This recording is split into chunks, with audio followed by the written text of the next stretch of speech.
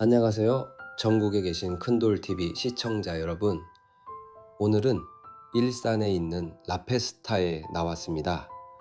오늘은 여러분과 함께 한 시대를 풍미했던 일산 라페스타의 현재를 집중적으로 살펴보려고 합니다.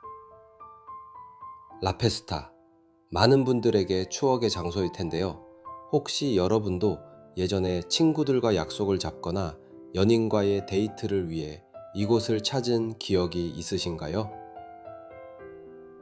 다양한 브랜드, 숍, 카페, 공연이 어우러져 있던 곳, 한마디로 당시에는 문화와 유흥의 중심지였습니다.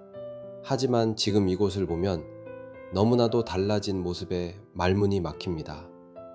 최근 몇 년간 라페스타는 급격한 몰락을 겪고 있습니다. 상가의 절반 이상이 비어있고 한때 권리금 1억 원 이상을 호가하던 자리마저도 무권리로 임대를 구하는 상황입니다. 전성기에는 주말마다 수천 명의 인파가 몰리던 이 거리에는 이제 사람보다 폐업한 점포가 더 많은 게 현실입니다. 이렇게 된 데에는 단순히 시간의 흐름 때문만은 아닙니다. 그 뒤에는 여러 복합적인 문제가 얽혀 있습니다. 먼저 라페스타는 2003년에 문을 열었습니다. 당시로선 신선했던 스트리트형 구조와 정발산역과 호수공원을 연결하는 탁월한 입지로 주목받았죠. 방송국 공개 녹화, 야외 공연이 열리던 메인 광장은 주말마다 젊은 층의 발길로 북적였습니다. 하지만 그 인기는 웨스턴돔이 생기면서 서서히 흔들리기 시작했습니다. 불과 몇백 미터 떨어진 위치에 또 다른 대형 상권이 생기며 소비자들은 선택지를 가지게 되었고, 이는 곧 유동인구의 분산으로 이어졌습니다. 게다가 이후 스타필드 고양, 현대백화점 킨텍스점 등 초대형 복합 쇼핑몰이 속속 등장하면서 라페스타는 점점 뒷전으로 밀려났습니다. 이런 변화는 단순한 경쟁 구도 이상의 의미를 갖습니다. 소비자들의 쇼핑 성향이 달라졌다는 점, 즉 단순한 구매가 아니라 경험을 중시하는 방향으로 변한 것이죠. 그러다 보니 옛 방식 그대로 운영되던 라페스타는 빠르게 구식 취급을 받게 됩니다. 여기에 날씨 영향을 직접 받는 스트리트형 구조는 현재의 기후에도 맞지 않습니다. 여름은 너무 덥고 겨울은 너무 춥고 봄과 가을은 짧아지면서 야외 활동 자체가 부담스러워진 것이죠.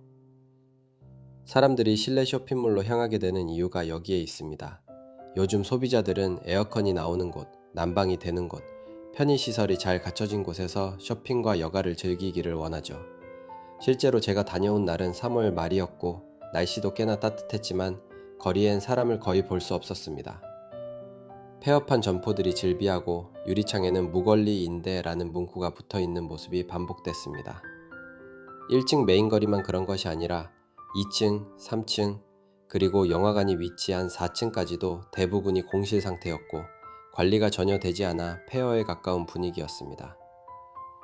게다가 외벽은 낡고 페인트가 벗겨져 있고 간판은 오래된 채로 방치돼 있어 젊은 층이 선호할 만한 감성과는 완전히 동떨어진 느낌을 주고 있었습니다.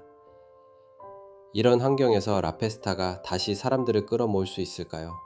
쉽지 않습니다.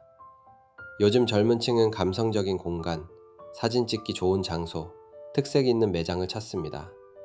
연남동이나 망리단길, 파주 운정과 같은 트렌디한 지역들이 인기를 끄는 이유죠. 이런 곳은 단순한 쇼핑 이상의 경험을 제공하기 때문에 SNS를 통해 자연스럽게 바이럴이 되고 다시 사람을 모으는 선순환이 이어집니다. 반면 라페스타에는 이런 매력이 부족합니다. 문제의 핵심은 구조적인 시스템에도 있습니다. 라페스타는 분양형 상가입니다. 하나의 건물에 수십 명의 소유주가 나뉘어 있고 이들이 각자 임대료를 책정하며 관리 방식도 제각각입니다. 그러다 보니 통일된 컨셉이나 마케팅 전략을 세우기 어렵고 리모델링이나 재건축 같은 중요한 결정에도 합의를 보기 어렵습니다. 게다가 일부 상가주들은 여전히 과거 권리금을 기준으로 기대 수익을 생각하기 때문에 임대료를 낮추는 것도 쉽지 않습니다. 공간은 낙후되고 상가는 비어가며 소비자는 멀어집니다. 사실 이 문제는 라페스타만의 문제가 아닙니다. 강변 테크노마트, 동대문 상가, 용산 전자상가 등 전국의 수많은 분양형 상가들이 비슷한 문제로 고통받고 있습니다. 유지관리비 부담은 크고 주인의 수가 많아 관리가 어려우며 젊은 층의 유입은 줄어드니 지속 가능성이 떨어질 수밖에 없는 구조입니다. 최근 경기도에서는 라페스타 리모델링을 위해 35억 원의 특조금을 지원하기로 했습니다. 하지만 이 예산이 어떻게 쓰일지는 여전히 논란이 많습니다. 보도블록이나 조명 교체 수준에 그친다면 본질적인 문제 해결에는 도움이 되지 않을 것입니다. 지금 라페스타에 필요한 건 단순한 리모델링이 아니라 근본적인 방향 전환입니다. 예를 들어 전체 구조를 리노베이션하여 실내 복합 쇼핑몰로 전환하거나 청년 창업자에게 공간을 제공해 지역 특화 콘텐츠를 만들 수 있는 구조로 전환해야 합니다. 지금 라페스타가 처한 상황은 대한민국 도시개발의 단면을 그대로 보여줍니다. 초기에는 화려한 설계와 투자로 사람들의 관심을 끌지만 유지 관리와 구조적 설계가 뒷받침되지 않으면 몇 년 만에 낡고 버려진 공간으로 전락하게 되는 것이죠. 그리고 이 과정에서 가장 큰 피해를 입는 건 결국 시민들과 지역 상인들입니다. 우리는 라페스타를 단순한 실패 사례로 보아서는 안 됩니다. 이는 앞으로의 도시계획과 상권 개발에 있어 무엇을 피하고 무엇을 추구해야 할지에 대한 중요한 교훈이 될 수 있습니다. 이제는 보여주기식 개발이 아닌 실질적이고 지속 가능한 방식의 상권 운영이 필요한 시대입니다. 전국에 계신 큰돌TV 가족 여러분, 오늘 영상이 유익했다고 생각하시면 구독, 좋아요, 댓글로 응원 부탁드릴게요. 큰돌TV는 다음 영상에서도 더 깊이 있는 정보를 전달드릴 수 있는 이야기로 찾아뵙겠습니다. 감사합니다.